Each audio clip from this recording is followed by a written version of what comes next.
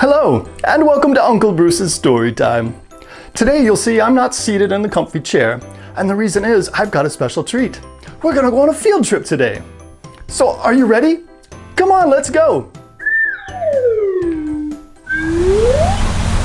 We made it! Look, we're in front of the world-famous Yoda Fountain, which is in front of Industrial Light and Magic, and also known as ILM. Have you heard of them? They're responsible for many of the visual effects you see in a lot of movies, like Star Wars and Indiana Jones and Transformers and lots of movies. So I'm sure you've seen their work. It's the weekend now, so I can't go inside. But if you come during the week, you could see the lobby and lots of the fun things in there, or hang out around the Yoda Fountain. And if you know somebody that works there, you might be lucky enough to get a tour. And I can give you a sneak peek of what some of the things you might see there. You might see things like Darth Vader, stormtroopers, you might see spaceships or droids, you might see Han and Carbonite, and you may even see some old friends. It's pretty fabulous. If you can make it down to San Francisco during the week and get a tour, I recommend it. Now, Industrial Light and Magic used to be owned by George Lucas, but at the end of 2012, it was purchased, and all of the other Lucas companies were purchased by the Walt Disney Company. So now it's Walt Disney. So let's move on to trivia. If you recall last week, I asked the trivia question, what is the real name of Dr. Seuss?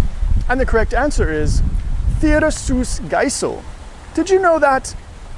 One commenter did. And let's see who that was. We have the answer, the winner, right here. Our winner was Hattie Gelderks. Congratulations, Hattie. You win 10 brownie points. 10 whole brownie points just for you. And of course, we must print your name with the magic name making machine.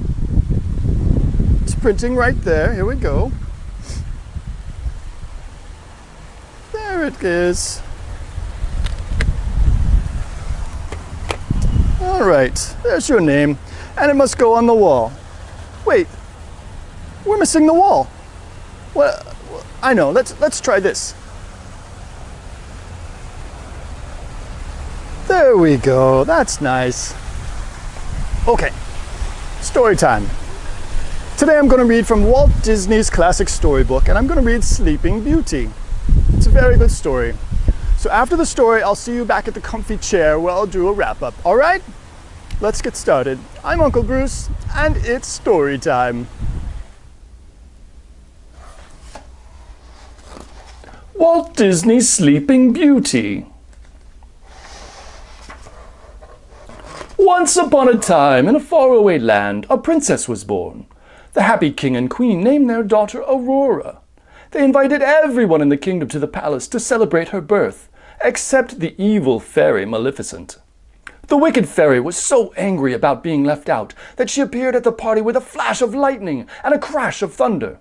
Then she put a curse on the princess.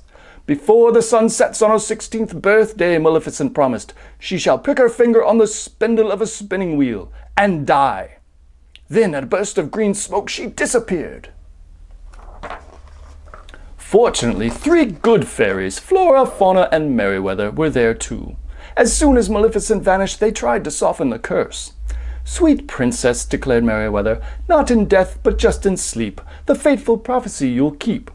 And from this slumber you shall wake, when true love's kiss the spell shall break."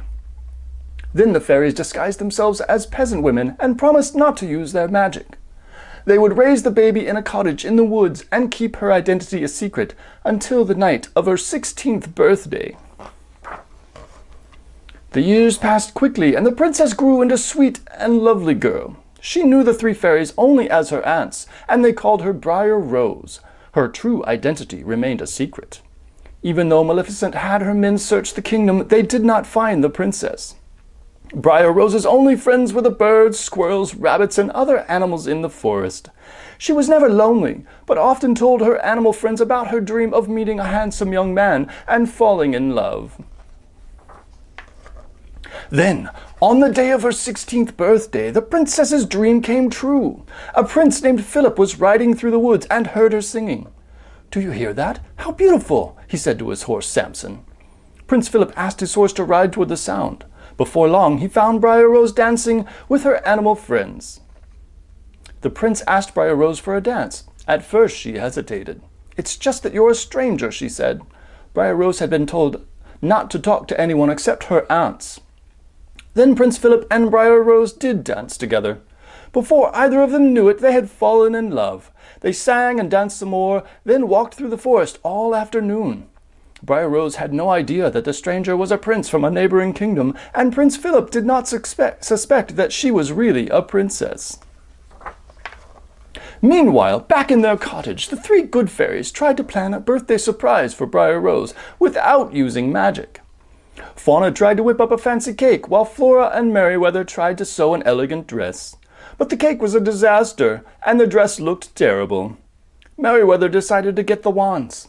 Using magic, the fairies were able to get everything ready quickly. The cake baked itself, and the dress was perfect. But when they used their wands, colorful sparks came out of the chimney. Maleficent's crows saw them and flew off to tell the evil fairy. Meanwhile, Briar Rose arrived back at the cottage. She told the fairies about the handsome stranger she met. Then the fairies told Briar Rose that her real name was Princess Aurora, and that she would be returning to the castle that evening. Aurora followed the fairies to the palace. There the king and queen and all their subjects eagerly awaited her. Everyone believed Aurora had escaped Maleficent's curse. No one knew that the evil fairy had learned Aurora's secret and was waiting for the princess too. At the palace, the fairies brought Aurora upstairs. Flora waved her magic wand and a golden crown appeared on Aurora's head.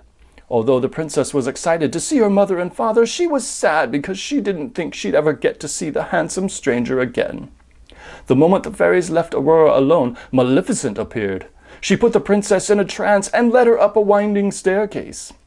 At the top, Aurora opened the door and walked toward a gleaming spinning wheel. "Touch the spindle! Touch it, I say!" Maleficent ordered. The princess obeyed. She pricked her finger and fell to the floor. Moments later, the good fairies found the sleeping princess. They began to weep. "The king and queen will be heartbroken when they find out," Merryweather sobbed. "They're not going to," replied Flora. The fairies flew through the palace and put everyone else to sleep too. Then they set off to find the one person who could break the evil spell, the handsome stranger Aurora had met in the woods. When Prince Philip heard the news, he raced toward the castle. Maleficent was not about to let him rescue the princess. She used her magic to create a giant forest of thorns around the palace. The good fairies gave Philip a magical sword and a shield, and the valiant prince slashed at the thorns. When he got close to the castle, Maleficent turned herself into an enormous fire-breathing dragon. Still, she was no match for the prince and the fairies' magic.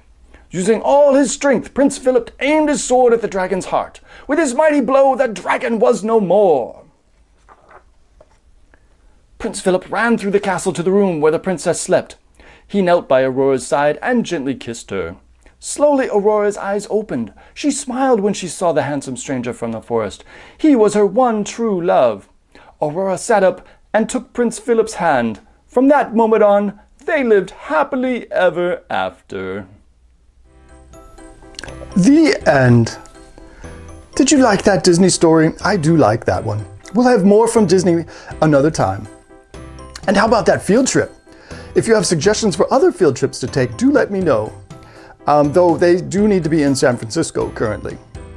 So you can feel free to comment or post on Facebook. All right, so now let's have a trivia question. Today's trivia question is about Disney, since the book was about Disney and we were at a place owned by Disney. So the question is, what year did Disneyland in Southern California open? That's it. What year did Disneyland down in LA open? If you think you know, post a comment, and the first with the correct answer will win a fabulous prize and go on the wall. All right? So that's it for today. There's a link in the description to this book on Amazon if you'd like to pick up a copy for yourself. There's links to all my things on Facebook and Twitter. So follow me, do subscribe, and give me the thumbs up on the video. And I will see you next time, all right? And as always, read more books and be good to each other.